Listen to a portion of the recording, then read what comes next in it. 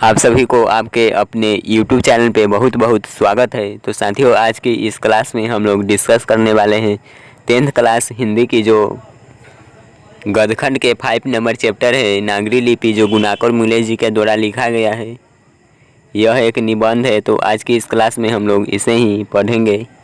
आप लोग इस क्लास को अंत तक देखिएगा और यदि अच्छा लगे तो इसे लाइक कर दीजिएगा और अपने फ्रेंड्स के पास शेयर ज़रूर कीजिएगा। तो चलिए साथियों, आज की इस क्लास को हम लोग स्टार्ट करते हैं।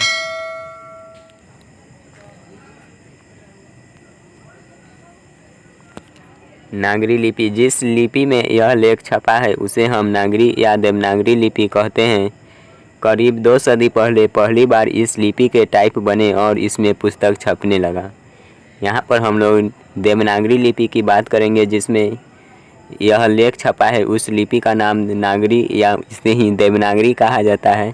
और यह जो करीब लिपि के टाइप है, यह जो करीब 2 सदी पहले लिखना प्रारंभ हुआ था, इसलिए इसके अक्षरों में स्थिरता आ गई है। हिंदी तथा इसकी विविध बोलियां देवनागरी लिपि में लिखी जाती है। यहाँ से ऑब्जेक्टिव पूछा जाएगा कि हिंदी तथा इसकी विभिन्न बोलियां किस लिपि में लिखी जाती है, तो आंसर हो जाएगा देवनागरी लिपि। हमारे पड़ोसी देश नेपाल की नेपाली, खसकुरा व नेपाली भाषाएं भी इसी लिपि में लिखी जाती है। मराठी भाषा की लिपि देवनागरी है। पूछा जाएगा कि मराठी भाषा की लिपि क्या है, तो मराठी भाषा की लिपि देवनागरी हो जाएगा। मराठी में सिर्फ एक अतिरिक्त ठ अक्षर है। हमने देखा है कि प्राचीन काल में संस्कृत व प्राकृत भाषाओं में यह ध्वनि थी और इसके लिए अनेक अभिलेखों में अक्षरों मिलता है।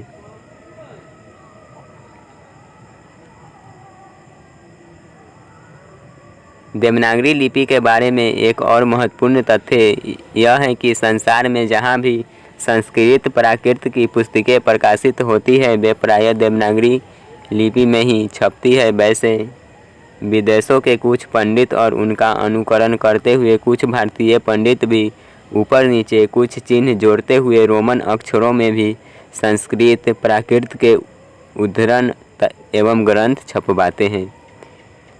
आगे की ओर इसमें देखेंगे, गुजराती लिपि देवनागरी से अधिक भिन्न नहीं है। अब गुजराती लिपि की बात की जाए तो यह देवनागरी से अधिक भिन्न नहीं है। बांग्ला लिपि प्राचीन नागरी लिपि की पुत्री नहीं तो बहन अवश्य है। यदि बांग्ला लिपि की बात की जाए तो यह नागरी लिपि की पुत्री अगर नहीं है तो मानो कि यह नागरी लिपि के ही बहन ही है। हाँ, दक्षिण भारत की लिपियाँ वर्तमान नागरी से काफ़ी भिन्न दिखाई देती है। यदि दक्षिण भारत की लिपि की बात करें तो वह दक्षिण भारत की लिपि की जो बात कीजिएगा तो यह नागरी से काफ़ी भिन्न दिखाई देती है। लेकिन यह तथ्य हमें सदैव स्मरण रखना चाहिए कि आज कुछ भिन्न सी दिखाई देने वाली दक्षिण भारत की ये लिपियाँ तमिल, मलयालम और तेलुगु, कन्नड़ भी नागरी की तरह प्राचीन ब्राह्मी से ही विकसित हुई है। अभी कुछ समय पहले तक दक्षिण भारत में पोथियाँ लिखने के लिए नागरी लिपि का व्यवहार होता था। दरअसल नागरी लिपि के आरंभिक लेख हमें दक्षिण भारत से ही मिले हैं। यहाँ से ऑब्जेक्टिव पूछा जाएगा कि नागरी लिपि की प्रारंभिक लेख हमें कहाँ से मिला है, तो दक्षिण भारत से हो जाएगा। दक्षिण भारत की यह नागरी लिपि नंदी नागरी कहलाती थी और उस दक्षिण भारत की लिपि की बात कीजिएगा तो वह नंदी नागरी के नाम से जाना जाता था। कोंकण के शिलाहार, मान्यखेट के राष्ट्रकूट, देवगिरी के यादव तथा विजयनगर के शासकों के लेख नंदी नागरी लिपि में हैं। यदि बात की जाए कि कोंकण के शिलाहार, मान्यखेट के राष्ट्रकूट हो गया और देवगिरी के यादव और विजयनगर के शासकों की लेख की बात की जाए तो वह नंदी नागरी लिपि में था। पहल विजयनगर के राजाओं के लेखों की लिपि को ही नंदी नागरी नाम दिया गया था। और जो नंदी नागरी यह लिपि का नाम दिया गया था, यह पहले विजयनगर के राजाओं के द्वारा लिखा गया जो लेख था, उसी लेख का नाम नंदी नागरी दिया गया था। दक्षिण भारत में तमिल, मलयालम और तेलुगु, कन्नड़ लिपियों का स्वतंत्र विकास हो रहा था। फिर भी दक्षिण भारत में अनेक शासकों ने नागरी लिपि का इस्तेमाल किया है। राजा राज व राजेंद्र जैसे प्रतापी चोर राजाओं 11वीं सदी में यह राजा थे के सिक्कों पर नागरी अक्षर देखने को मिलते हैं। 12वीं सदी के केरल के शासकों के सिक्के पर वीर केरलस्य जैसे शब्द नागरी लिपि अंकित है। सुदूर दक्षिण से प्राप्त बरगुन का पलियम ताम्रपत्र जो कि 9वीं सदी में था नागरी लिपि में है। इतना ही नहीं, श्रीलंका के पराक्रम बाहु विजय बाहु जो कि 12वीं सदी में वहाँ के शासक थे, शासकों के सिक्कों पर भी नागरी अक्षर देखने को मिलते हैं। दूसरी ओर उत्तर भारत में अल्पकाल के लिए इस्लामी शासन की नींव डालने वाले महमूद गजनबी जो कि 11वीं सदी के लाहौर के टकराव में ढाले गए चांदी के सिक्कों पर भी हम नागरी लिपि शब्द देखते हैं। इन सिक्कों पर एक तरह कूफी लिपि में कलमा अंकित है तो दूसरी तरफ नागरी लिपि में अंकित है। ये सिक्के 1028 ईस्वी में शुरू किए गए थे और यह सिक्का है जो कि 1028 ईस्वी में शुरू किया गया था। स्मरण रहे कि लगभग उसी समय के दक्षिण के चोर राजाओं के सिक्कों पर भी नागरी लिपि में लिखे गए शब्द देखने को मिलते हैं। महमूद गजनबी के बाद मुहम्मद बोरी, अलाउद्दीन खिजली, शेर शाह आदि शासकों ने भी अपने सिक्कों पर नागरी शब्द खुदवाए हैं। यहाँ से महमूद गजनबी के बाद की अगर बात की जाए तो मुहम्मद गोरी हो गया, अलाउद्दीन खिजली और उसके बाद शेर शाह इत्यादि राजाओं ने भी अपने सिक्के पर नागरी लिपि में ही शब्द खुदवाए थे। बादशाह अकबर ने ऐसा सिक्का चलाया था जिस पर राम सीता की आकृति है और नागरी लिपि में रामसीय शब्द अंकित है। यहाँ से यह जो पंक्ति है बहुत ही इम्पोर्टेंट बनता है। पूछा जाएगा कि किस राजा ने ऐसा सिक्का चलाया था जिस पर राम सीता की आकृति है और नागरी लिपि में रामसीय शब्द अंकित है, तो इसका हो जाएगा बादशाह अकबर। उत्तर भारत में मेवाड़ के गुहिल, सांभर अजमेर के बौहान, कनिज के गाहरवाल, काठियावाड़, गुजरात के सोलंकी, आबू के प्रसार, ज्वाक बुक्ती जो कि बुंदेलखंड के चंदेल तथा त्रिपुरा के कलचुरी शासकों के लेख नागरी लिपि में ही हैं। उत्तर भारत की इस नागरी लिपि को हम देवनागरी के नाम से जानते हैं। उपयुक्त नागरी से स्पष्ट हो जाता है कि इसी की 8वीं-9वीं सदी से नागरी लिपि का प्रचलन सारे देश में था। यह एक सार्वदेशिक लिपि थी। तो यहाँ तक आप लोगों को समझ में आया कि नहीं, यह कमेंट करके बताइए और फिर इससे आगे हम लोग देखते हैं। अभी आप लोग कमेंट करके ज़रूर बताइए कि यहाँ तक आपको समझ आया या नहीं।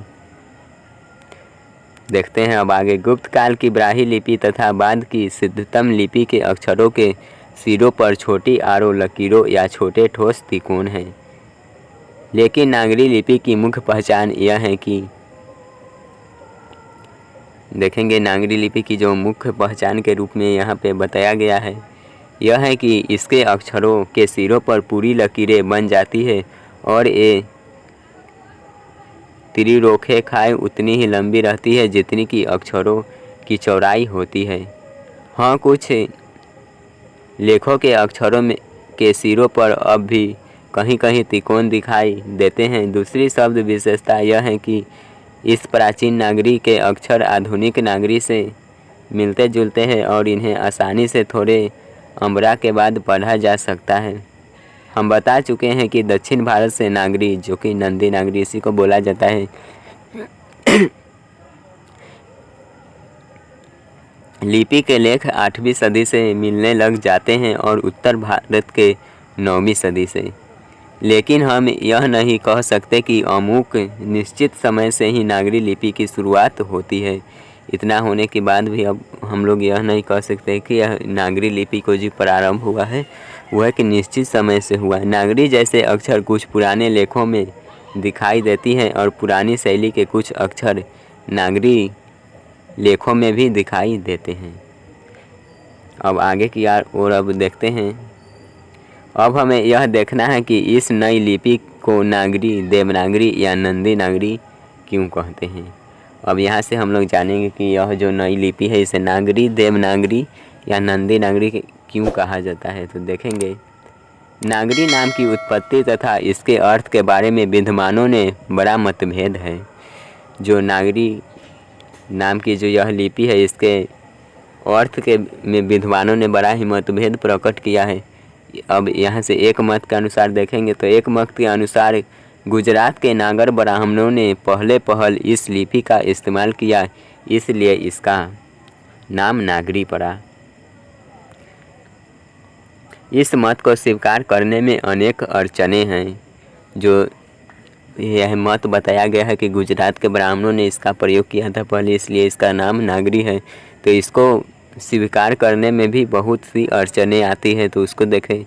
एक अन्य मत के अनुसार बाकी नगर सिर्फ नगर है, परंतु काशी देवनागरी है, इसलिए काशी में प्रयुक्त लिपि का नाम देवनागरी पड़ा। और दूसरा मत की बात करेंगे तो दिया गया है कि काशी जो नगर है वो सिर्फ नगर ही और परंतु काशी है जो कि देवनगर है, इसलिए देवनागरी लिपि का नाम दिया गया। अल्प बेरूनी ने अपने ग्रंथ जो कि 1030 ईस्वी में लिखा था, मालवा में नागरी लिपि का इस्तेमाल होता है, अतः यह स्पष्ट है कि 1000 ईस्वी के आसपास नागर या नागरी नाम अस्तित्व में आ चुका था। दरअसल यह शब्द और भी कुछ पहले अस्तित्व में आ चुका था। इतना निश्चित है कि यह नागरी शब्द किसी नगर अर्थात बड़े शहर से संबंधित है। इतना जो निश्चित बताया जाता है कि यह नागरी शब्द है जो कि किसी नगर यानी कि बड़े शहर के नाम से प्रचलित है, संबंधित है। पदातिदिक्कम नामक एक नाटक से जानकारी मिलती है कि पाटलिपुत्र जो कि अभी वर्तमान में पटना कहलाता है को नगर कहते थे। हम यह भी जानते हैं कि स्थापत्य की उत्तर भारत की एक विशेष शैली को नागर शैली कहते हैं। पूछा जाएगा कि उत्तर भारत की एक विशेष शैली जिसे नागर शैली कहा जाता है यह कहाँ के थे? स्थापत्य की उत्तर भारत हो जाएगा यहाँ से आंसर। अतः नागर या नागरी शब्द उत्तर भारत के किसी बड़े नगर से संबंध रखता है। असंभव नहीं है कि यह बड़ा नगर प्राचीन पटना ही हो। चंद्रगुप्त द्वितीय विक्रमादित्य का व्यक्तित्व नाम देव था, इसलिए गुप्तों की राजधानी पटना को देवनगर भी कहा जाता है होगा। जो दिया गया है चंद्रगुप्त द्वितीय थे जो इसे विक्रमादित्य कहा जाता है, उनका जो व्यक्तिगत नाम था वह देव था, इसलिए गुप्तों की राजधानी जो कि पटना है इसे देवनगर भी कहा जाता होगा। देवनागर की लिपि होने से उत्तर भारत की प्रमुख लिपि को बाद में देवनागरी नाम दिया गया होगा, लेकिन यह सिर्फ एक मत हुआ। मत सप्रमाण नहीं बता सकते हैं कि यह देवनागरी नाम कैसे अस्तित्व में आया। ईसा की 14वीं-15वीं सदी के विजयनगर के शासकों ने अपने लेखों की लिपि को नंदी नागरी कहा है। ईसा की 14वीं-15वीं सदी के जो शासक थे, विजयनगर के शासक, भी अपने लेखों की लिपि को नंदी नागरी कहा था। विजयनगर के राजाओं के लेख कन्नड़, तेलुगु और नागरी लिपि में मिलते हैं। विजयनगर की जो राजाओं के लेख है वो कन्नड़, तेलुगु और नागरी लिपि में देखने को मिलते हैं। जानकारी मिलती है कि विजयनगर के राजाओं के शासनकाल में ही पहल वेदों को लिपिबद्ध किया गया था। और यहाँ से जानकारी यह मिलती है कि जो विजयनगर के राजाओं के शासनकाल में ही पहले वेदों को लिपिबद्ध किया गया था। यह वैदिक साहित्य निश्चय ही नागरी लिपि में लिखा गया होगा। विद्वानों का यह भी मत है कि वकटकों और राष्ट्रकूटों के समय महाराष्ट्र के प्रसिद्ध नंदीनगर आधुनिक नांदेड़ की लिपि होने के कारण इसका नाम नंदी नगरी पड़ा। लेकिन हमें नामकरण के इस झंझट में अधिक नहीं पड़ना चाहिए। यह किसी नगर विशेष की लिपि नहीं थी, क्योंकि ईसा की 8वीं-11वीं सदी में हम नागरी लिपि को पूरे देश में व्याप्त देखते हैं। उस समय यह एक सार्वदेशिक लिपि थी। जो ईसा की 8वीं-11वीं सदी की बात की जाए तो वो उस समय नागरी पूरे लिपि जो कि पूरे देश में देखने को मिलता था, इसलिए उस समय यह सार्वदेशिक लिपि थी। देश भर से नागरी लिपि के बहुत सारे लेख मिले हैं। इस नागरी लिपि के उदय के साथ भारतीय इतिहास व संस्कृति के एक नए युग की शुरुआत होती है। तो आई होप कि यहाँ तक आपको काफ़ी अच्छा से समझ आया होगा। यदि किसी प्रकार का दिक्कत हो तो नीचे कमेंट करके ज़रूर बताइएगा। आगे की ओर देखते हैं। अब भारत इस्लाम के संपर्क में आता है और बाद में 13वीं सदी से इस्लामी शासकों का शासन आरंभ होता है। नए संप्रदाय अस्तित्व में आते हैं। भारतीय समाज एवं बहुत से संप्रदायों को एक व्यापक नाम मिलता है, हिंदू समाज एवं हिंदू धर्म। नागरी लिपि के साथ साथ अनेक प्रादेशिक भाषाएं भी जन्म लेती है। 8वीं-9वीं सदी के आरंभिक हिंदी का साहित्य मिलने लग जाता है। हिंदी के आदि कवि सरपाद 8वीं सदी के दोहा कोश की तिब्बत से जो हस्तलिपि मिली है वह 10वीं-11वीं सदी की लिपि में लिखी। हिंदी की आदि कवि यदि पूछा जाए तो वह सरपाद होगा, यहाँ पे दिया गया है। नेपाल से और भारत के जैन भंडारों से भी इस काल की बहुत सारी हस्तलिपियाँ मिली है। इसी काल में भारतीय आर्य भाषा परिवार की आधुनिक भाषाएं मराठी, बंगला आदि जन्म ले रही थी। इस समय से इन भाषाओं के लेख भी मिलने लग जाते हैं। दक्षिण भारत की द्रविड़ भाषा परिवार की भाषाएं विशेषतः तमिल भाषा अधिक प्राचीन है, लेकिन इन भाषाओं के लेख भी इसी समय से मिलने लग जाते हैं।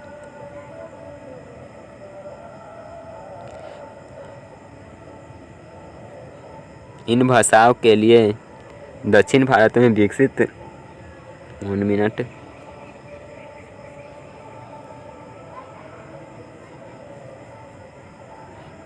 इन भाषाओं के लिए दक्षिण भारत में विकसित ब्राह्मी लिपि का कुछ स्वतंत्र विकास हो रहा था।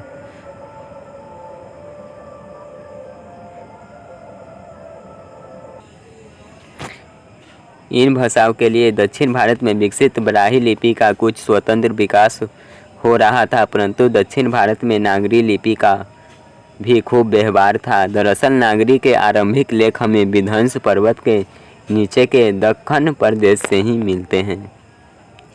अनेक विद्वानों का मत है कि दक्षिण भारत में नागरी लिपि का प्राचीनतम लेख राष्ट्रकूट राजा दंतीदुर्ग का समागम दानपत्र 754 ईस्वी के दंतीदुर्ग ने ही राष्ट्रकूट शासन की 9वीं नींव डाली थी। ये राष्ट्रकूट शासक मूलतः कर्नाटक के रहने वाले थे और इनका मातृभाषा कन्नड़ था, परंतु ये खानदेश विदर्भ में बस गए थे। दंतीदुर्ग के बाद उसका चाचा कृष्ण प्रथम राष्ट्रकूटों की गद्दी पर बैठा। दंतीदुर्ग के बाद की बात की जाए तो उनके चाचा थे कृष्ण प्रथम, जो राष्ट्रकूट की गद्दी पर बैठे थे।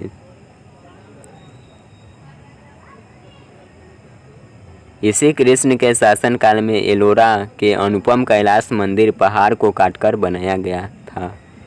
कृष्ण प्रथम के ही शासनकाल में एलोरा की जो मंदिर है वह अनुपम कैलाश को नामक पहाड़ को काटकर बनाया गया था। कृष्णा के कुछ लेख भी मिले हैं। 9वीं सदी के अमोघ वर्ष एक प्रख्यात राष्ट्रकूट राजा हुआ। 9वीं सदी के एक प्रख्यात राजा की बात की जाए तो वह अमोघ वर्ष हुए थे। अमोघ वर्ष के शासनकाल में ही जैन गणितज्ञ ग्रहावीराचार्य 850 ईस्वी ने गणित सार संग्रह की रचना की थी। जो जैन गणितज्ञ थे वह अमोघ वर्ष के शासनकाल में 850 ईस्वी में गणित सार संग्रह की रचना की थी। ईसा की 8वीं सदी में पश्चिम महाराष्ट्र के कोंकण प्रदेश में शिलाहारों का राज्य स्थापित हो गया था। 11वीं सदी में इनकी एक शाखा का राज्य कोल्हापुर सतारा प्रदेश में भी स्थापित हो गया था। इन शिलाहारों के अनेक नागरी लेख मिले हैं। 11वीं सदी से नागरी लिपि में प्राचीन मराठी भाषा लेख मिलने लग जाते हैं। अब इससे आगे देखते हैं। अक्षी जो कि कुलाबा जिला में पड़ता है, से शिलाहार शासक केसी देश प्रथम का शिलालेख 1012 ईस्वी मिला है, जो संस्कृत मराठी भाषाओं में है और इसकी लिपि नागरी है, परंतु दिव्य अलार रत्नागिरी जिला ताम्रपत्र पूर्णतः मराठी में है। इसे मराठी का आद्यलेख माना जाता है। नागरी लिपि में लिखा गया यह ताम्रपत्र 1060 ईस्वी का है। पूछा जाएगा कि नागरी लिपि में लिखा गया ताम्रपत्र कब का है, तो वह 1060 ईस्वी का हो जाएगा। कर्नाटक प्रदेश का श्रवणबेलगोला स्थान जैनों का एक प्रसिद्ध तीर्थ स्थल है। जैनों के प्रसिद्ध तीर्थ स्थल की बात की जाए तो वह कर्नाटक में है, जो कि श्रवणबेलगोला नाम से प्रसिद्ध है। यह गोमटेश्वर का भव्य पुतला खड़ा है। यहाँ पर जो कि गोमटेश्वर का भव्य पुतला खड़ा है। इस स्थान से विविध भाषा और लिपियाँ के अनेक लेख मिले हैं। यह है श्री गंगराजे सुताजे करबियले श्री गंगा राजा ने परकोटा बनवाया। एक अन्य नागरी लेख में लिखा है श्री चामुंडराजे करबियले। ये लेख दक्षिणी शिली के नागरी लिपि में है। देवगिरी के यादव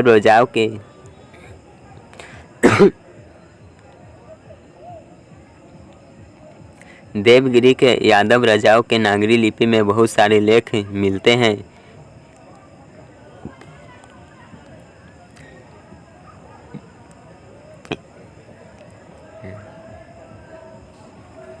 यादव राजा रामचंद्र 13वीं सदी के ताम्रपत्र में ए और ओ की मात्राएं अक्षरों की बाईं ओर है। कल्याण के पश्चिमी चालुक्य नरेशों के लेख में भी नागरी लिपि है।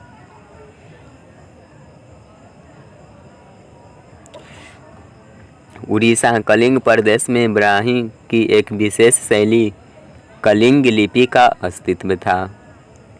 देखेंगे उड़ीसा के एक कलिंग प्रदेश में वहाँ ब्राह्मी शैली के जो विशेष लिपि थी, जो कि कलिंग लिपि का अस्तित्व वहाँ पर था। परंतु गंग वंश के कुछ शासकों के लेख नागरी लिपि में भी मिलते हैं। नागरी लिपि के लेख ने न केवल पश्चिम तथा पूर्व भारत के बल्कि सुदूर दक्षिण भारत से भी मिले हैं। दक्षिण भारत के पांड्य प्रदेश के राजा वर्णगुण के पलियम ताम्रपत्र मिले हैं। प्रथम ताम्रपत्र तमिल से शुरू होता है। पूछा जाएगा कि प्रथम ताम्रपत्र किस भाषा से शुरू होता है, तो यह तमिल से हो जाएगा। परंतु इसकी दूसरी ओर से नागरी लिपि, जो कि संस्कृत भाषा का लेख शुरू होता है, यह ईसा की 9वीं सदी का है। उत्तर भारत में पहल गुर्जर प्रतिहार राजाओं के लेखों में नागरी लिपि देखने को मिलती है। यदि उत्तर भारत की बात की जाए जो नागरी लिपि मिला है, तो सबसे पहले गुर्जर प्रतिहार राजाओं के पास मिला है। अनेक विद्वानों का मत है कि ये गुर्जर प्रतिहार बाहर से भारत आए थे, जो कि इसके बारे में अनेक विद्वान बताते थे जो गुर्जर प्रतिहार थे वह बाहर से भारत आए थे। ईसा की 8वीं सदी के पूर्वार्ध में अवंती प्रदेश में इन्होंने अपना शासन खड़ा किया और बाद में कनौज पर भी अधिकार कर लिया था। मिहिर भोज, महेंद्रपाल आदि प्रख्यात प्रतिहार शासक हुए। मिहिर भोज 840 से 81 ईस्वी की ग्वालियर प्रशस्ति नागरी लिपि संस्कृत भाषा में है। धारा नगरी का परमार शासक भोज अपने विद्वानुराग के लिए इतिहास में प्रसिद्ध है, परंतु इस शासक के बहुत कम अभिलेख मिले हैं। जो धारा नगरी के परमार शासक थे, जो कि भोज अपने विद्वानुराग के लिए इतिहास में प्रसिद्ध है, लेकिन इसके बारे में बताया जाएगा इस शासक के बहुत कम अभिलेख मिले हैं। इस राजा के वंशवाड़ा और बेतमा दानपत्र क्रमशः कोंकण विजय तथा कोंकण विजय पर्व के अवसरों पर दिए गए थे। बेतमा जो कि इंदौर के समीप पर है, बेतमा की बात की जाए तो यह इंदौर के समीप स्थित है। हमने उन्हीं आरंभिक नागरी लेखों की संक्षिप्त चर्चा की है जो देश के विभिन्न भागों से मिले हैं। 12वीं सदी के बाद हम उत्तर भारत के सभी हिंदू शासकों को देवनागरी लिपि का इस्तेमाल करते हुए देखते हैं। हमने यह भी देखा है कि कुछ इस्लामी शासकों ने भी अपने सिक्कों पर नागरी लेख अंकित किए हैं। तो यहाँ पे इस निबंध का यहाँ पर यह निबंध पूर्ण रूप से समाप्त होता है। तो आई होप कि आपको ये काफ़ी समझ आया होगा। वीडियो को आप लोग लाइक कर दीजिएगा और चैनल को अभी तक सब्सक्राइब नहीं किए तो सब्सक्राइब करके ऑल नोटिफिकेशन को सिलेक्ट कर लीजिए। यदि किसी तरह का दिक्कत हो तो नीचे कमेंट करके बताइए। और इसका प्रश्न उत्तर जो कि पाठ का प्रश्न उत्तर होगा और जेओटी का बहुत जल्द ही सेशन आएगा, तो आप लोग इस चैनल को सब्सक्राइब कर लीजिए। धन्यवाद। जय हिंद, वंदे मातरम।